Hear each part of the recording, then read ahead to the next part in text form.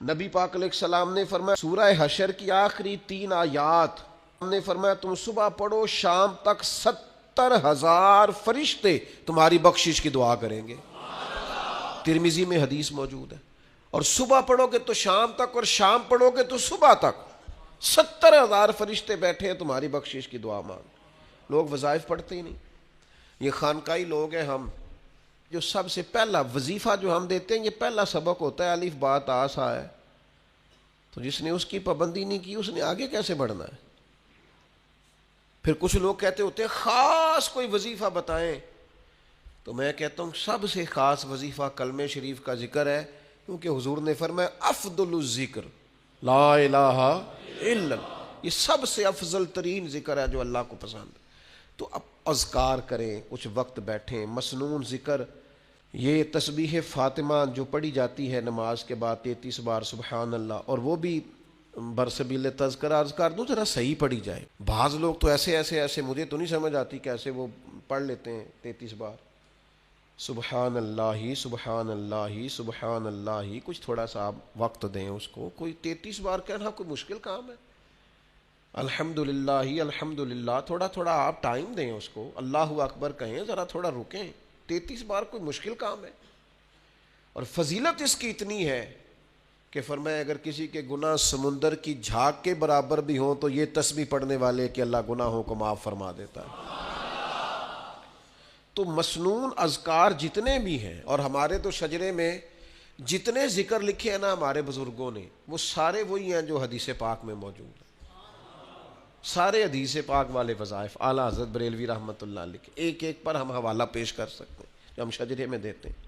تمام احادیث توجہ نہیں کرتے آبا، میں آپ سے گزارش کروں گا بہت ساری باتیں ادھر ادھر کی کرنے کی بجائے کچھ وقت اذکار کے لیے لگائیں۔ لطف آئے گا آپ کو اگر آپ اذکار کریں گے، آپ چیزوں کو پڑھیں گے، آپ اس پر غور کریں گے، آپ کو ذائقہ نصیب ہوگا۔ تو اپنی طبیعت کو ذکر الہی کی طرف مائل کریں، اللہ تبارک و تعالی ہمیں سمجھنے کی توفیق عطا فرمائے۔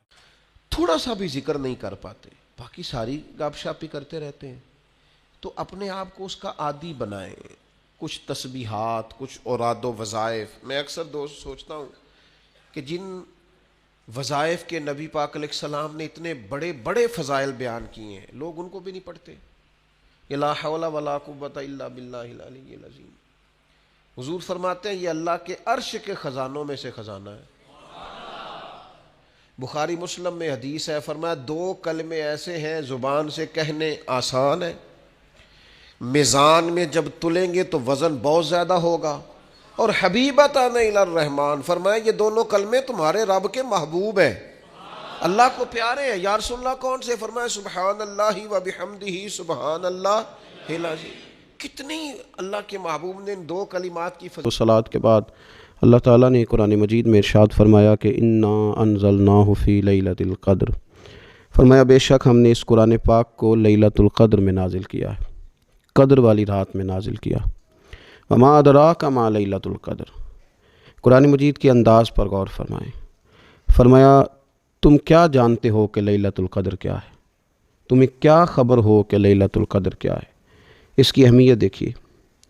میں کہا کرتا ہوں کہ صرف اس ایک فکرے کو دیکھ لیا جائے، وما ادراک ما لیلۃ القدر، اور تم کچھ جانتے ہو کہ لیلۃ القدر کیا ہے؟ تمہیں کیا خبر کہ لیلۃ القدر کیا ہے؟ لیلۃ القدر 1000 مہینے سے بہتر ہے۔ ان آیات کو دیکھیں اور ساتھ نبی پاک صلی اللہ علیہ وسلم کا وہ فرمان دیکھیں جس میں حضور علیہ الصلاۃ والسلام نے فرمایا تمہارے پاس ایک مہینہ آ رہا ہے رمضان کا، اس میں ایک رات ہے جو 1000 مہینے سے بہتر ہے، اور یہ لفظ کتنے جھنجھوڑنے والے ہیں۔ حضور علیہ السلام نے فرمایا جو اس رات محروم رہ گیا وہ ہر نیکی سے محروم رہ گیا، جو اس رات محروم رہا محروم ہی رہ گیا، اتنی بڑی بات۔ فرمایا تنزل الملائکۃ والروح، جو اس رات محروم رہا محروم ہی رہ گیا، اتنی بڑی بات۔ فرمایا تنزل الملائکۃ والروح، اس دن فرشتے اور روح القدس یعنی جبریل امین اترتے ہیں، فیہا اس رات میں، بِإِذْنِ رَبِّهِمْ مِنْ كُلِّ أَمْرٍ، اپنے رب کے حکم سے ہر خیر کے کام کے لیے۔ سلامٌ، یہ رات سلامتی والی ہے، ہی حتی مطلع الفجر، یہاں تک کہ فجر طلوع ہو جائے۔ سرے شام سے لے کر مغرب سے لے کر فجر تک یہ رات سلامتی والی۔ اس کو لیلۃ القدر اس لیے کہا جاتا ہے ہمارے مفسرین فرماتے ہیں کہ اس دن قدر والی کتاب قرآن پاک قدر والے محبوب پہ نازل ہوئی اور قدر والی امت کی طرف بھیجی گئی۔ نبی پاک صلی اللہ تعالیٰ علیہ وسلم نے جب پرانی امتوں کی عمریں دیکھی، نہ کسی کی 1000 سال ہوئی، کسی کی اس سے زیادہ ہوئی، تو اللہ کے محبوب علیہ السلام کے دل مبارک میں یہ خیال آیا کہ میری امت کی عمریں تو بڑی تھوڑی ہوں گی، تو کیسے اتنی لمبی نیکیاں کر سکیں گے؟ تو اللہ تعالیٰ نے پھر لیلۃ القدر عطا فرمائی۔ گویا اس ایک رات میں جو آدمی نیکی کرے، 1000 دن نہیں، کتنا لوگوں کو شوق ہے کہ کوئی ایسا جیک لگے، یکدم میری ساری چیزیں بڑھ جائیں، تو اس پر بھی تو ذرا غور کرے نا۔ یہ ایک رات 1000 دن سے نہیں، 1000 مہینے سے افضل ہے۔ 1000 یکدم آپ کی نیکیوں کی عمر 1000 ماہ تک چلی جاتی ہے، کتنی بڑی فضیلت کی بات ہے۔ میرے رسول کریم صلی اللہ تعالیٰ علیہ وآلہ وسلم خاص توجہ دلاتے اس رات کے حوالے سے، خاص توجہ دلاتے۔ اور یہ رات کب ہوتی ہے؟ صحیح حدیث میں موجود ہے، نبی پاک صلی اللہ تعالیٰ علیہ وسلم نے فرمایا کہ اسے رمضان کے آخری عشرے میں تلاش کرو۔ گویا یہ جو 5 طاق راتیں ہیں نا، 21ویں، 23ویں، 25ویں، 27ویں، 29ویں، ان طاق راتوں میں اس رات کو تلاش کرو۔ اس رات اللہ کے فرشتے نازل ہوتے ہیں، آسمان دنیا پر، زمین پر فرشتے اترتے ہیں۔ حضرت جبریل امین علیہ السلام انہیں لے کر کے آتے ہیں، اور فرشتے کیا کرتے ہیں کہ جو بندہ اس رات اللہ کی یاد میں موجود ہو، جو بندہ اللہ تبارک و تعالیٰ کے ذکر میں موجود ہو، جو بندہ اس دن اللہ تبارک و تعالیٰ کی بارگاہ میں کسی بھی طور پر حاضر ہو، فرشتے اس کے لیے دعائے مغفرت بھی کرتے ہیں اور رب کی بارگاہ میں التجائے رحمت بھی کرتے ہیں۔ اور ایک روایت میں ہمیں یوں بھی ملتا ہے کہ فرشتے اس سے مصافحہ بھی کرتے ہیں، ہاتھ بھی ملاتے ہیں۔ دیکھیے نا کتنی سعادت مندی ہے کہ انسان عبادت کر رہا ہو اور فرشتے اس کی زیارت کو آئیں۔ ہمارے صوفیاء فرماتے ہیں تو پکا پروگرام بنا لے عبادت کا، فرشتے کئی بار تیری زیارت کو آیا کریں گے۔ اور پھر ایک اور بات یہاں بڑی قابل توجہ ہے کہ انسان جب محسوس کرتا ہے مجھے کچھ دیکھ رہا ہے، تو ذرا اس کی عبادت کا انداز بھی تھوڑا تبدیل ہو جاتا ہے۔ تو اگر یہ ذہن ہو ہمارا کہ ہمیں فرشتے دیکھ رہے ہیں اور وہ والی مخلوق دیکھ رہی ہے جو ہماری ڈائری ڈائریکٹ لے جا کے ہمارے رب کی بارگاہ میں پیش کرے، تو پھر کچھ زیادہ ہی توجہ مسلمان کی ہونی چاہیے، زیادہ ہی انہماک ہونا چاہیے، وہ کھو جائے۔ ٹھیک ہے ہم کمزور بھی ہیں، ہمارے اندر کچھ پریشانیاں بھی ہیں، ہماری بیماریاں بھی ہیں، ہم لاغر بھی ہیں، ضعف بھی آ جاتا ہے، تھکاوٹ بھی ہمیں آ لیتی ہے، لیکن لمبی تو بات ہی کوئی نہیں، 5 تو طاق راتیں۔ حضرت سیدہ عائشہ صدیقہ رضی اللہ تعالیٰ عنہا ارشاد فرماتی ہیں کہ جب رمضان کا آخری عشرہ شروع ہوتا تھا نا، تو نبی پاک اپنی کمر کس لیتے تھے عبادت کے لیے، خود بھی رات کو اٹھتے تھے، ہمیں بھی جگاتے تھے، کیونکہ سونے کے دن تو نہیں ہے، تو جاگنے کے دن ہے۔ ساون کی کالی راتوں میں جب بوندا باندی ہوتی ہے، وہ راتوں کو اٹھ اٹھ روتے ہیں جب خلقت ساری سوتی ہے۔ یہ رب کے بندوں کی شان ہے۔ اور ویسے بھی درویش کہتے ہیں کہ رات پوے تے بے درداں نو نیند پیاری آوے، درد منداں نو تے یاد سجن دی ستیاں وی آن جگاوے۔ تو یہ وقت ہے خاص، اس خاص وقت اس بات کی طرف ضرور توجہ کرنی چاہیے۔ اور یہ جو کہا گیا نا کہ فرشتے نازل ہوتے ہیں بِإِذْنِ رَبِّهِمْ مِنْ كُلِّ امر، اللہ کے حکم سے آتے ہیں اور ہر کام کے لیے، ہر امر خیر کے لیے آتے ہیں۔ تو اس میں بھی ہمارے مفسرین نے لکھا ہے کہ وہ تمہارے لیے پورے سال کا فیصلہ کریں گے کہ تمہیں کیا دیا جائے گا، تم کیا حاصل کرو گے اللہ تبارک و تعالیٰ کی بارگاہ سے۔ تو اس کا معنی یہ ہوا کہ پھر تو یہ لینے کی رات ہے۔ ایسا نہ ہو کہ فرشتے آئے ہوں رب کی بارگاہ سے، یہ پیغام کرم ہو کہ دینا ہے اور لینے والے سو رہے ہوں، وہ آرام میں ہوں۔ تو یاد رکھیں خیرات اسی کے پیالے میں آتی ہے جس کا پیالہ سیدھا ہوتا ہے، اور اگر پیالہ ہی سیدھا نہ ہو تو خیرات پھر پیالے میں نہیں آیا کرتی۔ تو پھر اس کو جو کہا گیا نا کہ یہ سلامتی والی ہے، تو اس میں ایک اور بات بھی ہمارے پھر مفسرین نے لکھی ہے کہ اس رات شیطان تو ویسے ہی قید ہے، اس رات بندے کا نفس بھی نہیں اسے تنگ کرتا۔ یہ طاق راتیں اتنی حسین ہے کہ تھوڑی سی بندہ ہمت کرے تو اللہ عبادت کے لیے اس کے دل کو قرار عطا کر دیتا ہے، اسے سکون ملتا ہے، طبیعت ٹھنڈی ہو جاتی ہے اور وہ بڑے ذوق کے ساتھ اللہ کی عبادت کرتا ہے۔ خوب بیداری کا مظاہرہ کریں طاق راتوں میں۔ میں نے رمضان سے پہلے مشورہ دیا تھا کپڑے وقت پہ خرید لو عید کے، اور وقت پہ سلا لو اور وقت پہ چیزیں لے لو۔ یہ جو خاص دن ہیں عبادت کے، یہ لوگوں کے بازاروں میں گزر جاتے ہیں۔ یہ زیادہ تر وقت ہمارا خریداری میں اور شاپنگ میں اور ایسے محمل کاموں میں صرف ہو جاتا ہے کہ جن کی وجہ سے یہ خاص چیزیں جو ہمیں میسر آنی تھیں ان سے ہم کئی دفعہ رہ جاتے ہیں۔ تو اس رات کرنا کیا ہے؟ زیادہ سے زیادہ کھڑے ہو کے رب کی عبادت کریں، قرآن شریف کی تلاوت کریں، استغفار پڑھیں۔ سیدہ طیبہ طاہرہ حضرت عائشہ صدیقہ رضی اللہ تعالی عنہا نے عرض کی یا رسول اللہ اگر مجھے یہ رات مل جائے تو کیا پڑھوں؟ تو فرمایا عائشہ تم یہ دعا مانگنا، اللہم انک عفو، اے اللہ بے شک تو درگزر کرنے والا، تحب العفو، اور تو درگزر کرنے کو پسند بھی کرتا ہے، فاعف عنی، ہم سے بھی درگزر فرما، ہمارے گناہوں کو معاف فرما۔ یعنی اس رات اللہ سے درگزر کا سوال کریں۔ جن لوگوں کے سامنے اپنی خطائیں ہوتی ہیں وہ تو ویسے بیچارے ہر وقت معافی مانگتے رہتے ہیں، جن کے پیش نظر اپنی غلطیاں ہوتی ہیں، جو اپنے رب کریم کی بارگاہ میں حاضر ہونے کا ارادہ رکھتے ہیں صاف ستھرا ہو کر، وہ تو ویسے ہی معافی کے طلبگار ہوتے ہیں۔ تو یہ تو خاص چانس ملا ہے معافی مانگنے کا، تو بالکل سستی کا مظاہرہ نہ کریں۔ بالخصوص وہ لوگ جو اعتکاف میں موجود ہیں، نیند تو کسی وقت بھی آ جاتی ہے، آپ دوپہر کو بھی ذرا چپ کر کے لائٹ آف کریں تو یہ آ ہی جاتی ہے۔ آپ سر شام بھی تھوڑا سا کھانا کھانے کے بعد اگر کمر سیدھی کرنے کو بھی لیٹ جائیں تو نیند تو پھر بھی آ ہی جاتی ہے۔ لیکن یہ سنہری قسم کے ایام ہیں، سختی نہیں، پابندی نہیں، فرض نہیں، لیکن اگر شوق کے ساتھ، ذوق کے ساتھ، توجہ کے ساتھ، میں ایک مثال دیا کرتا ہوں کہ یہ ہمارے پاس قیمتی دن ہیں رمضان کے، ایک عمل کا ثواب 70 کے برابر ہے۔ تو جس طرح انسان کے پاس کوئی چیز تھوڑی دیر کے لیے آئے تو اس نے جانا ہو تو لوگ اس سے زیادہ فائدہ اٹھانے کی کوشش کرتے ہیں۔ دیہاتوں میں نا غریب گھروں میں استری نہیں ہوتی تھی، ہر گھر میں نہیں ہوتی تھی، تو کسی پڑوس سے استری لے کے آتے تھے تو بوڑھے لوگ یہ کہا کرتے تھے کہ زیادہ کپڑے استری کر لو، استری واپس کرنی ہے۔ جس چیز کو واپس کرنا ہو تھوڑی دیر کے لیے ہمارے پاس ہو، اس سے زیادہ لوگ نفع لینے کی کوشش کرتے ہیں، تو یہ تو تھوڑے دن باقی رہ گئے، طاق راتیں تھوڑی رہ گئیں، زیادہ نفع لینے کی کوشش کریں۔ اللہ تعالیٰ اس سال جب فرشتے لیلۃ القدر پہ آئیں تو وہ امت مسلمہ کے لیے ایسا رحمت کا پیغام لے کے آئیں کہ دین پھر سے غالب ہو جائے، اسلام پوری دنیا کے اندر اپنے غلبے کے ساتھ سامنے آ جائے، کفر کا، ظلم کا، زیادتی کا، جبر کا ہمیشہ کے لیے خاتمہ ہو جائے، اور اللہ تعالیٰ اس سال لیلۃ القدر میں جن لوگوں کو معاف کرے گا، اس میں کوئی شک نہیں کہ ایمان نام ہے حضور کی محبت کا۔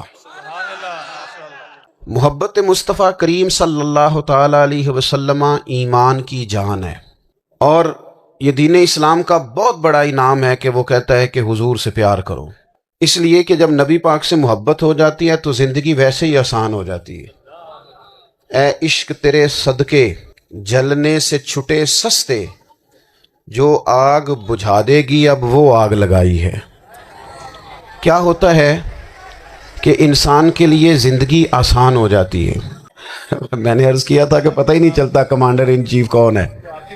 اللہ آپ کو سلامت، ٹھیک ہو گیا جی، اب آنے دیں دوستوں کو، بیٹھ جائیں جی، آپ لوگ آگے نہ ہو پیارے بیٹے، بیٹھ جاؤ جہاں جگہ نہیں، آپ اس طرح بھاگے دوڑے تو نانا، محفل میں آئیں، اس کا ادب کا خیال کریں، آپ تشریف رکھیں، بس بیٹھ جائیں جہاں جگہ مل رہی ہے۔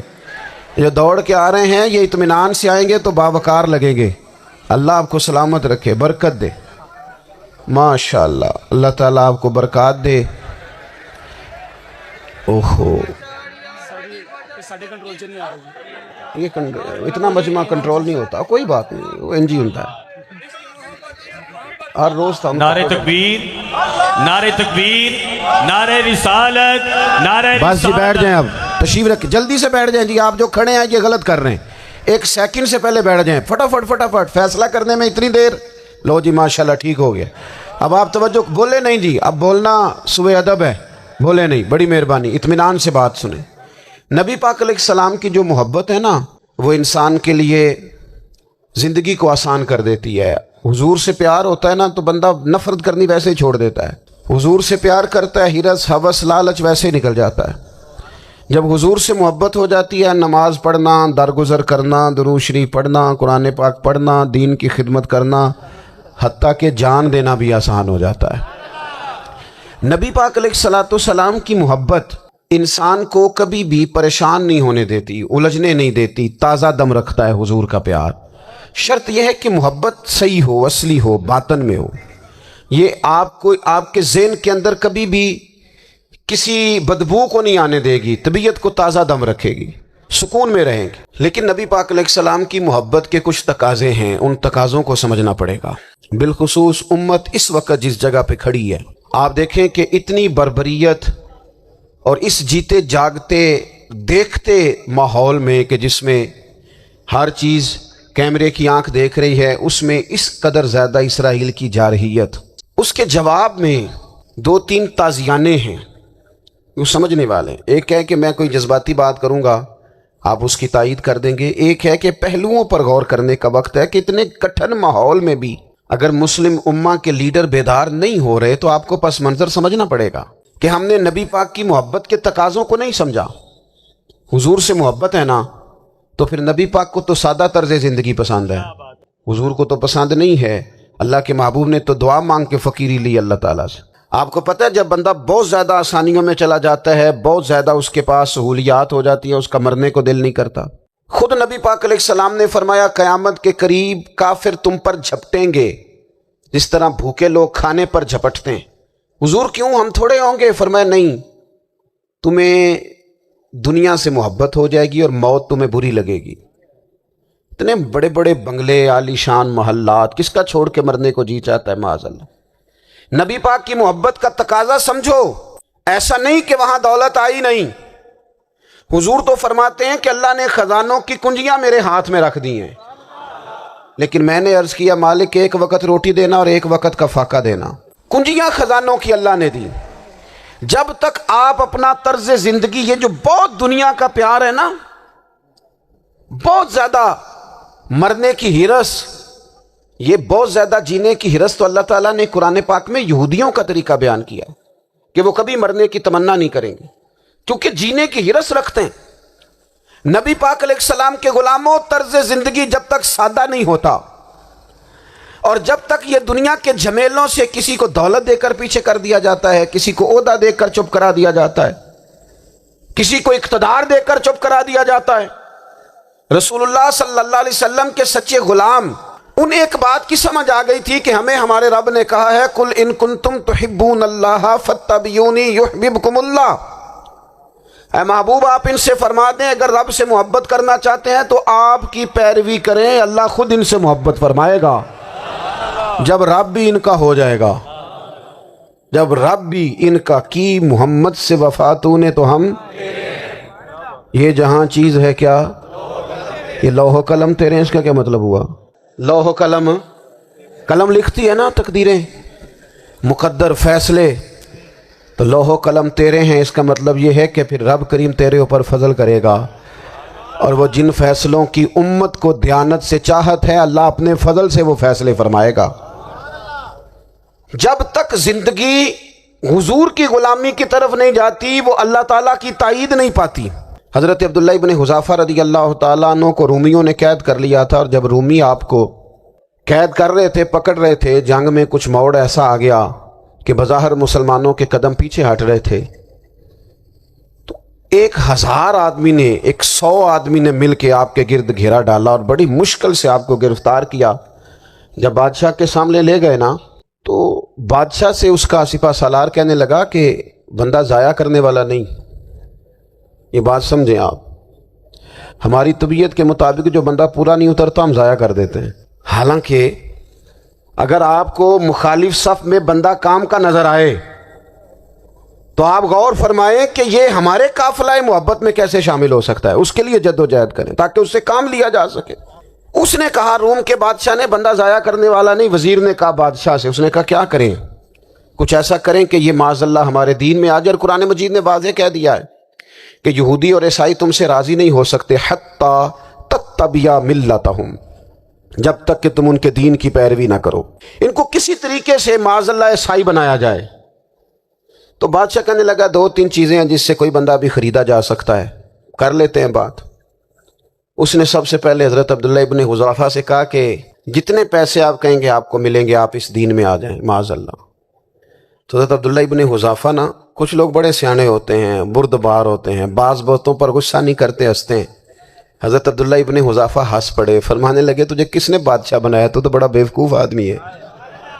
اس نے کہا کیا مطلب؟ فرمانے لگے نادان، میں تو تلوار لے کے میدان میں آیا ہوں، مجھے دولت کمانی ہوتی میں تجارت کرتا، میں تجارت نہیں کر رہا، میں تو شہادت کے لیے نکلا ہوا ہوں، اور تو مجھے کہہ رہا ہے پیسے لے لے، کو عقل کی بات کر۔ اس نے دوسری بات کی، اس نے کہا کہ میں بادشاہ ہوں، میرے نیچے جتنے بھی عہدے ہیں، وزیر، مشیر، وزیر خزانہ، جو آپ عہدہ کہیں گے آپ کو دے دیا جائے گا، آپ اس طرف آ جائیں۔ تو حضرت عبداللہ ابن حذافہ کہنے لگے پھر کہتا ہوں تو بڑا نادان ہے،